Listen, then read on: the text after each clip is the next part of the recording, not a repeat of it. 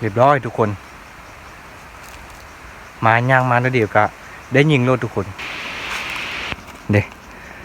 อยู่ถึงนี่โถมันอยู่มันลักลี่ทุกคนเกือบมีเห็น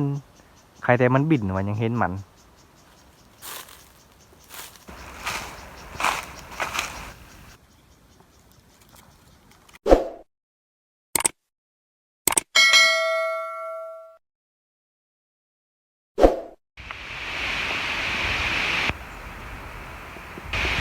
กราบทักทายสบายดีสวัสดีพ่อแม่พี่น้องเบิร์ดทุกคนที่ดีต้อนรับเข้าสู่ซองบ่อแสงคนบาดป่า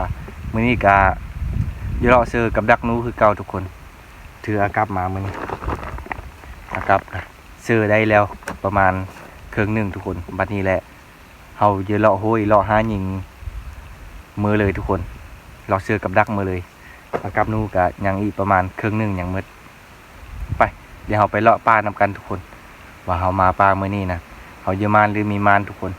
ไปเดี๋ยวเราไปรุ่นน้ำกันโอ้ยตัวนี้เขายังไม่เคยมาจากเธอทุกคนเมื่อกี้นี้เพิ่นมีนกกดกับเป็ดไก่ทุกคนดินเขาบินไปพุ่งสิได้ทุกคนมีทันยิงมันเดี๋ยวเขาจะเลาะนี่ไปโอ้ตัวเรียบร้อยทุกคนมาย่างมาแล้วเดี๋ยวก็ได้ยิงโลดทุกคนเมื่อกี้เขาพ่อไก่มีวันนกกดมีทันยิงวันนี้นกดำทุกคนเขายิงบัดหนึ่งตกเลยเดี๋ยวเขาไปเก็บก่อนทุกคน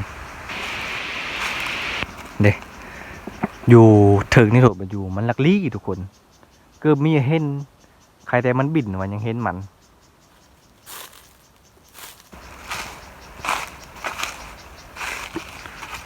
ปอ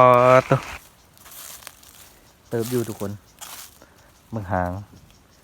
นกจะโคเป็นนกจะโคนี่ปีฮักปีปอตัวมุ่นเลยนี่ลุเลยทุกคนโหนะนกจะโคทุกคนปอตัวมาเลยทุกคนมาเจอกับตัวแรกเลยนี่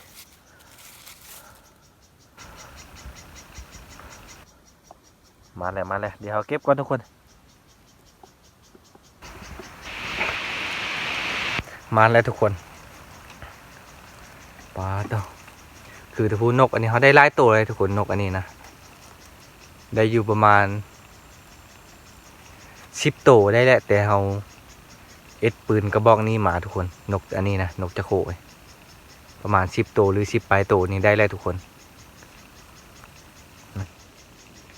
มาเลยเดี๋ยวเขาเก็บก่อนทุกคนแต่พังเบื้องว่ายี่เลาะต่อบ่ทุกคนนึกว่า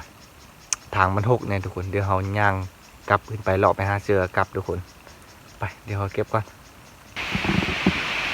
นกกระริวร้ายอยู่นกกระริวนี่ทุกคนเขาไม่ได้ยิงมันเพราะว่า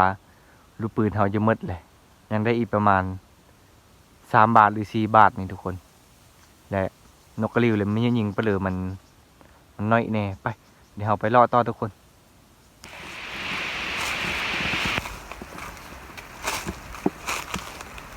แฮวทุกคน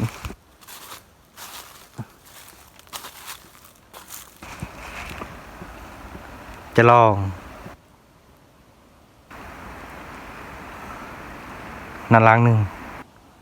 ยังมืออยู่เลยนะ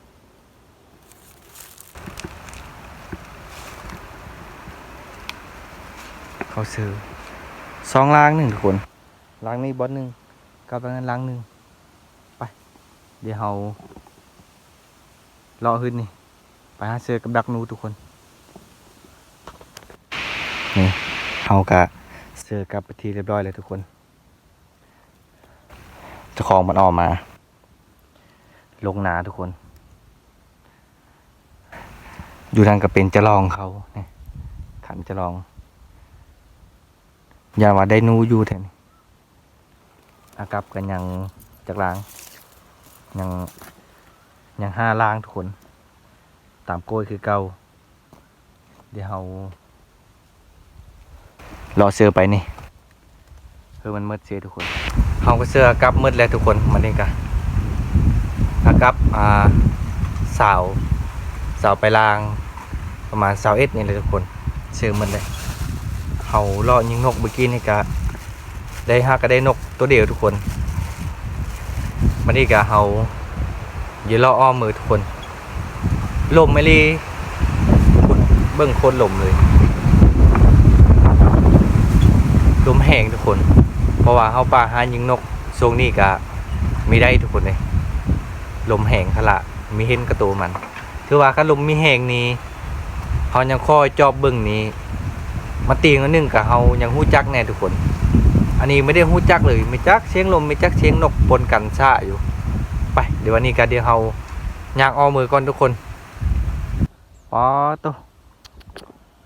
พูกนกโฮขาวทุกคนนกดำมาบินไปป๊อตัวเป็นร้อยทุกคนโอ้ตัวหลายลีผูกับบ่าวผู้ไทยนั่นทุกคน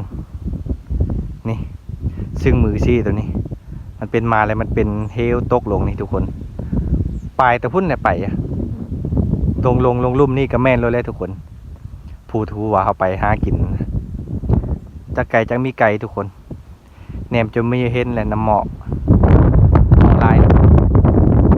ไปเดี๋ยวเราไปเลาะทางนี้ต่อ